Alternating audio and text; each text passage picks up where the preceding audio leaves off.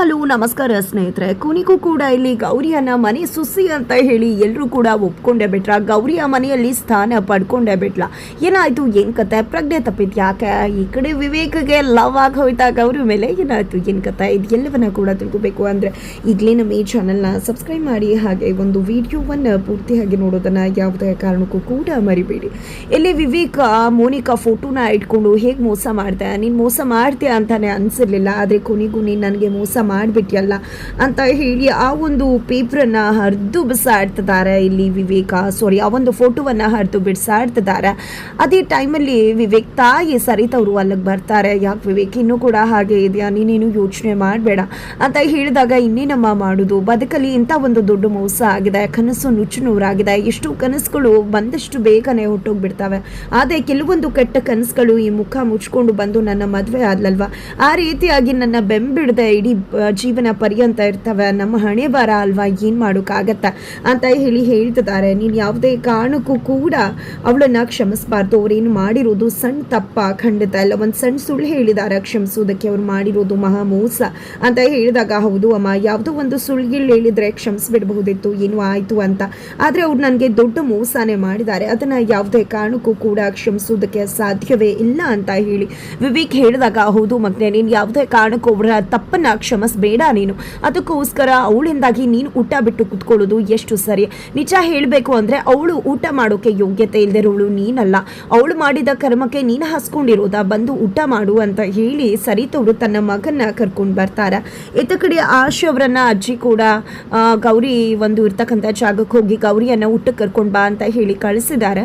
ಈ ಕಡೆ ಗೌರಿ ರೂಮ್ಗೆ ಹೋದಂಥ ಆಶಾ ಅವರು, ಏನಿದು ಗೌರಿ, ಸ್ಟೋರ್ ರೂಮನ್ನು ಇಷ್ಟು ಅಚ್ಚುಕಟ್ಟಾಗಿ ಮಾಡ್ಕೊಂಡು ಇಟ್ಕೊಂಡಿದ್ಯಾ, ನಿಜಕ್ಕೂ ಇದು ಈ ರೀತಿ ಆಗತ್ತೆ ಅಂತ ನಾವು ಅಂದ್ಕೊಂಡಿರಲಿಲ್ಲ ಅಂತ ಹೇಳಿದಾಗ, ನಾವು ಇರೋ ಜಾಗವನ್ನು ಕ್ಲೀನ್ ಮಾಡಿಕೊಂಡು ಇಟ್ಕೋಬೇಕಾಗತ್ತಲ್ವಾ ಅಂತ ಹೇಳಿ ಗೌರಿ ಹೇಳ್ತಾರೆ. ಆದರೂ ಕೂಡ ನೀನು ನಿಜವಾಗ್ಲೂ ಒಳ್ಳೆ ಸೊಸೆ ಅಮ್ಮ, ಈ ಒಂದು ನಿನ್ನಂಥ ಸೊಸೆ ಖಂಡಿತ ನಮಗೆ ಈ ಒಂದು ಮನೆಗೆ ಸಿಗ್ತಾನೆ ಇರಲಿಲ್ಲ ಅನಿಸುತ್ತೆ. ತುಂಬ ಒಳ್ಳೆ ಸೊಸೆನೇ ಈ ಮನೆಗೆ ಸಿಕ್ಕಿದೆಯಾ.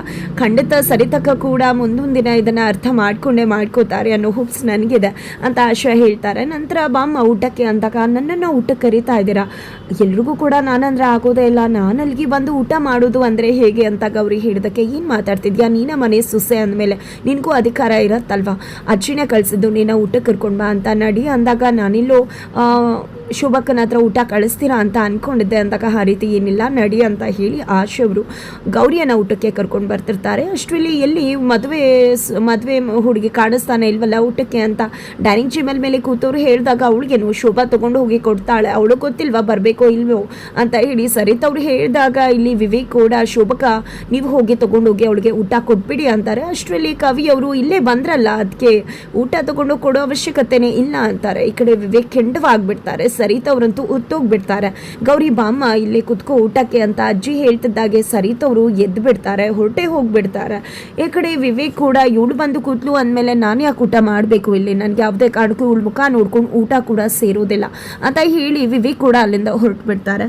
ನಂತರ ಇಲ್ಲಿ ಕಾಂಚನ ಅವರ ಮಗಳು ಕೂಡ, ಯಾಕೆ ಈಗ ನೆಮ್ಮದಿ ಆಯ್ತಾ ನಿನಗೆ, ಎಲ್ಲರೂ ಕೂಡ ಊಟ ಮಾಡದೆ ಹೋಗ್ಬಿಟ್ರಲ್ವಾ, ನಾವೆಲ್ಲ ಎಷ್ಟು ಚೆನ್ನಾಗಿ ನೆಮ್ಮದಿಯಾಗಿ ಒಟ್ಟಿಗೆ ಕೂತ್ಕೊಂಡು ಊಟ ಮಾಡ್ತಿದ್ವಿ, ಅದಕ್ಕೂ ಕೂಡ ಕಲ್ಲು ಹಾಕ್ಬಿಟ್ಟೆ ಅಲ್ವಾ ನೀನು ಅಂತ ಹೇಳಿ ಕಾಂಚನ ಅವರ ಮಗಳು ಹೇಳಿ ಅಲ್ಲಿಂದ ಹೋಗ್ಬಿಡ್ತಾರೆ. ನಂತರ ಇಲ್ಲಿ ಗೌರಿ, ನಿಜಕ್ಕೂ ಅನ್ನದ ಒಂದು ಬೆಲೆ ನಿಮಗೆ ಗೊತ್ತದ, ಅದಕ್ಕೋಸ್ಕರನೇ ಕವಿಯವರೇ ನೀವು ಕುತ್ಕೊಂಡು ಊಟ ಮಾಡ್ತಿದ್ರ, ಊಟ ಮಾಡಿ ಅಂದಾಗ, ಅಯ್ಯೋ ನೀವು ಕುತ್ಕೊಂಡು ಊಟ ಮಾಡಿ, ಅವ್ರಿಗೆ ಅನ್ನದ ಬೆಲೆ ಗೊತ್ತಿಲ್ಲ, ಅವ್ರಿಗೆ ಅಹಂಕಾರನೇ ಜಾಸ್ತಿ ಆಗಿದೆ, ಅದೇ ಕಾರಣಕ್ಕೆ ಅವರು ಊಟ ಮಾಡದೆ ಹೋಗಿದ್ದಾರೆ, ನೀವು ಅದಕ್ಕೆಲ್ಲ ತಲೆ ಕೆಡಿಸ್ಕೋಬೇಡಿ, ಊಟ ಮಾಡಿ ಕುತ್ಕೊಂಡು ಅಂತ ಹೇಳಿದಾಗ, ಪರವಾಗಿಲ್ಲ ನಾನು ಊಟ ಮಾಡೋದಿಲ್ಲ, ನನ್ನಿಂದಾಗಿ ಬೇರೆಯವರು ಊಟ ಮಾಡದೆ ಹೋಗಿದ್ದಾರೆ ಅಂದಮೇಲೆ ನನಗೆ ಹೇಗೆ ಹೊಟ್ಟೆಗೆ ಊಟ ಸೇರುತ್ತೆ, ನೀವು ಊಟ ಮಾಡಿ ಅಂತ ಹೇಳಿ ಅಲ್ಲಿ ಕ್ಷಮಿಸಿ ಅಂತ ದೇವರಿಗೆ ನಮಸ್ಕಾರ ಮಾಡಿ ಗೌರಿ ಎಲ್ಲಿಂದ ಹೊರಟು ಬಿಡ್ತಾರೆ. ನಂತರ ಇಲ್ಲಿ ಗೌರಿ ರೂಮಲ್ಲಿ ಕುತ್ಕೊಂಡು ಯೋಚನೆ ಮಾಡ್ತಿದ್ದಾಳೆ. ಅತ್ತೆ ಹಿಡಿದಂಥ ಮಾತನ್ನು ನೆನಪು ಮಾಡ್ಕೊತಿದ್ದಾಳೆ. ಇನ್ನು ಮುಂದೆ ಯಾವುದೇ ಕಾರಣಕ್ಕೂ ನಿನ್ನ ಮತ್ತು ನಿನ್ನ ತವರಿನ ಸಂಬಂಧ ಉಳಿಬಾರ್ದು, ನೀವಿಬ್ರು ಮಾತಾಡಬಾರ್ದು, ಭೇಟಿ ಆಗಬಾರ್ದು ಅಂತ ಹೇಳಿದ್ದನ್ನು ನೆನಪು ಮಾಡಿಕೊಂಡು ತುಂಬ ಎಮೋಷ್ನಲ್ ಆಗ್ತಿದ್ದಾರೆ. ಅದೇ ಸಮಯಕ್ಕೆ ಕಾಂಚನ ಅವರು ಅಲ್ಲಿಗೆ ಬರ್ತಾರೆ. ಏನಮ್ಮ ಮದುವೆ ಹುಡುಗಿ ಹೇಗಿರಬೇಕಾಗಿತ್ತು ನೀನು, ಆದರೆ ನಿನ್ನ ಪರಿಸ್ಥಿತಿ ಹೇಗಾಗಿದೆ, ನಿಜಕ್ಕೂ ನಿನ್ನ ಪರಿಸ್ಥಿತಿಯನ್ನು ನೋಡಿದ್ರೆ ಅಯ್ಯೋ ಪಾಪ ಅಂತ ಅನಿಸುತ್ತೆ.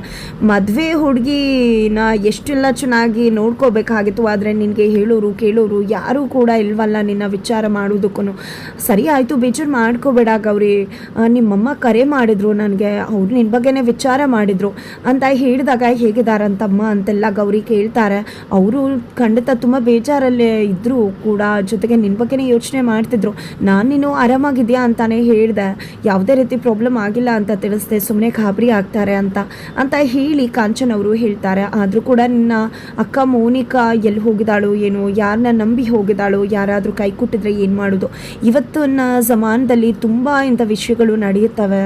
ಅವ್ರನ್ನ ನಂಬಿ ಹೋಗ್ತಾರೆ, ಇವ್ರಿಗೆ ಅವ್ರು ಕೈ ಕೊಟ್ಟು ಕೂಡ ಹೋಗ್ತಾರೆ. ಆಗ ಅವರು ಬದುಕೆ ಬೇಡ ಅಂತ ಹೇಳಿ ಕೆಟ್ಟ ತೀರ್ಮಾನನ ಕೂಡ ತಗೋಬಹುದು. ನೀನು ಈ ರೀತಿ ಸುಮ್ಮನಿದ್ರೆ ಹೇಗೆ, ಪೊಲೀಸ್ ಸ್ಟೇಷನಲ್ಲಿ ಏನಾದ್ರು ಹೋಗಿ ಕಂಪ್ಲೇಂಟ್ ಕೊಡಬೇಕಲ್ವಾ ಅಂತ ಹೇಳಿದಾಗ, ಅಯ್ಯೋ ಏನು ಮಾತಾಡ್ತಿದ್ರ, ಆ ರೀತಿ ನನ್ನ ಅಕ್ಕಂಗೆ ಏನೂ ಆಗಿರಬಾರ್ದು, ಸುಮ್ಮನೆ ವಿನಾಕಾರಣ ಏನೇನು ಹೇಳಬೇಡಿ ಅಂತ ಗೌರಿ ಹೇಳ್ತಿದ್ರೆ, ನಾನು ನಿಜವಾಗ್ಲೂ ಒಳ್ಳೇದನ್ನೇ ಹೇಳ್ತಿದ್ದೇನೆ ಗೌರಿ, ಇಲ್ಲೇ ನಮ್ಮ ಮನೆ ಮೂಲೆಯಲ್ಲಿ ಪೊಲೀಸ್ ಸ್ಟೇಷನ್ ಇದೆ, ಅಲ್ಲಿ ಹೋಗಿ ನಿಮ್ಮ ಅಕ್ಕನ ಮೇಲೆ ಈ ರೀತಿ ಮಿಸ್ ಆಗಿದ್ದಾರೆ ಅಂತ ಕಂಪ್ಲೇಂಟ್ ಕೊಡು, ಆಮೇಲೆ ಅವರೇ ಹುಡುಕ್ತಾರೆ, ನಿನ್ನ ಅಕ್ಕ ನಿನಗೆ ಸಿಗ್ತಾರೆ ಅಂತ ಕಾಂಚನ್ ಅವರು ಹೇಳ್ತಾರೆ. ಜೊತೆಗೆ ಈಗ ತಾನೇ ಕೆರೆ ಹತ್ರ ಯಾವುದೋ ಅನಾಥಾಶ್ರಮ ಸಿಕ್ಕಿದೆಯಂತ ಅಂತ ಕೂಡ ಹೇಳಿದ ತಕ್ಷಣ ಬಿಡ್ತು ಅನಿ, ಅದು ನನ್ನ ಅಕ್ಕ ಆಗದೆ ಇದ್ರೆ ಸಾಕು ಅಂತ ಹೇಳಿ ಗೌರಿ ಹೇಳಿದ್ದೆ, ಈ ಕಡೆ ನಾನು ಪೊಲೀಸ್ ಸ್ಟೇಷನ್ಗೆ ಹೋಗ್ತೀನಿ ಅಂತ ಹೇಳಿ ಮುಖ ಮುಚ್ಕೊಂಡು ಪೊಲೀಸ್ ಸ್ಟೇಷನ್ಗೆ ಹೊರಟೇ ಬಿಡ್ತಾರೆ.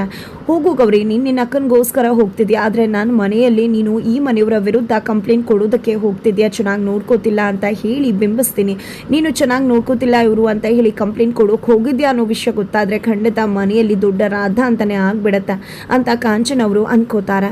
ನಂತರ ಆ ಕಡೆ ಅನಿಕೇತ್ ಇನ್ನೂ ಕೂಡ ಬರದೇ ಇದ್ದಾಗ, ಏನಿದು ಅನಿಕೇತ್ ಇನ್ನೂ ಕೂಡ ಬಂದಿಲ್ವಲ್ಲ ಅಂತ ಮೋನಿಕಾ ಅಲ್ಲೇ ಇರ್ತಕ್ಕಂಥ ಪೇಪರನ್ನು ಓದೋಕ್ಕೆ ಶುರು ಮಾಡ್ಕೋತಾಳೆ. ಅಲ್ಲಿಯ ಒಂದು ವಿವೇಕ್ ಜೊತೆ ಗೌರಿ ಮದುವೆ ಆಗಿದೆ ಅನ್ನೋ ನ್ಯೂಸನ್ನು ನೋಡ್ತಿದ್ದಾಗೆ, ಏನಪ್ಪ ಇದು ಗೌರಿ ವಿವೇಕ್ಗೆ ಆಗೋದೇ ಇಲ್ಲ, ಅದು ಹೇಗೆ ಇವರಿಬ್ರು ಮದುವೆ ಆಗೋಕ್ಕಾಗತ್ತಾ, ಹಾಗಿದ್ರೆ ಗೌರಿ ನನ್ನ ತಂಗಿ ಅಂತ ಗೊತ್ತಾಗೋಯ್ತಾ, ಹಾಕಿದ್ರೆ ಅನಿಕೇತ್ ಕೂಡ ಇದನ್ನು ನೋಡಿದ್ದೇನಾ, ನನ್ನನ್ನು ಶ್ರೀಮಂತ ಅಂತ ಕೇಳಿದ್ದು, ಖಂಡಿತ ಇದೆಲ್ಲ ಆಚೆ ಗೊತ್ತಾಗಿದೆ ಅಂದರೆ ಅನಿಕೇತ್ಗೂ ಕೂಡ ಗೊತ್ತಾಗಿರುತ್ತೆ, ಏನು ಮಾಡಲಿ ಅಂತ ಅನ್ಕೋತಿದ್ದಾಗನೇ ಅನಿಕೇತ್ಗೆ ಕಾಲ್ ಮಾಡ್ತಾಳೆ ಮೋನಿಕಾ. ಆದರೆ ಅನಿಕೇತ್ ಮಾತ್ರ ಕಾಲ್ ರಿಸೀವ್ ಮಾಡೋದಿಲ್ಲ.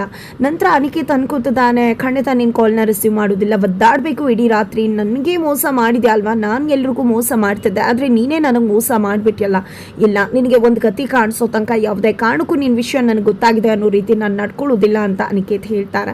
ನಂತರ ಇಲ್ಲಿ ಕಾಂಚನ್ ಅವರು ವಿವೇಕ್ ರೂಮ್ಗೆ ಬಂದಿದೆ. ವಿವೇಕ್ ಗೌರಿ ಮುಖ ಮುಚ್ಕೊಂಡು ಎಲ್ಲೋ ಹೋದ್ಲು, ಅವಳು ಏನಾದರೂ ಹೆಚ್ಚು ಕಡಿಮೆ ಆದರೆ ಏನಾದರೂ ಆದರೆ ಏನು ಮಾಡಬೇಕು, ಆಮೇಲೆ ನಮ್ಮ ಕುಟುಂಬಕ್ಕೆ ಕೆಟ್ಟ ಹೆಸರು ಬರುತ್ತೆ ಅಲ್ವಾ, ಅದಕ್ಕೋಸ್ಕರ ಅವಳನ್ನ ನೋಡು, ಸ್ವಲ್ಪ ಬರಲಿಲ್ಲ ಅಂದರೆ ಆಮೇಲೆ ಏನಾದರೂ ಮಾಡಿದ್ರೆ ಆಯಿತು ಅಂತ ಹೇಳಿ ಕಾಂಚನ್ ಅವರು ಹೋಗ್ತಾರೆ. ಅದೇ ಕಾರಣಕ್ಕೆ ಗೌರಿ ಬರ್ತಾಳೆ ಅಂತ ಹೇಳಿ ವಿವೇಕ್ ಕೂಡ ವೇಟ್ ಮಾಡ್ತಿರ್ತಾರೆ. ಕೊನೆಗೂ ಮುಖ ಮುಚ್ಕೊಂಡು ಗೌರಿ ಬಂದಾಗ ಎಲ್ಲಿಗೆ ಹೋಗಿದ್ದೆ ನೀನು, ಇದೇ ರೀತಿ ಆಗೋಯ್ತಲ್ವಾ ಮುಖ ಮುಚ್ಕೊಂಡು ಓಡಾಡೋದು ನಿಂದು ಅಂತ ಕೇಳ್ತಾರೆ. ಜೊತೆಗೆ ಮುಖ ತೆಗಿ ಅಂತಿದ್ದಾಗ, ಇಲ್ಲ ಶಾಸ್ತ್ರದಲ್ಲಿ ಹೇಳಿದಾರಲ್ವಾ ಇವತ್ತು ನಿಮ್ಮ ಮುಖ ನೋಡಬಾರ್ದು ಅಂತ ಅಂದಾಗ ಸುಮ್ಮನೆ ತೆಗಿ ಅಂತ ಇಟ್ಕೊಂಡು ಹೇಳಿತಾರೆ. ತಕ್ಷಣಕ್ಕೆ ಪ್ರಜ್ಞೆ ತಪ್ಪು ಹೋಗುತ್ತೆ ಗೌರಿಗೆ.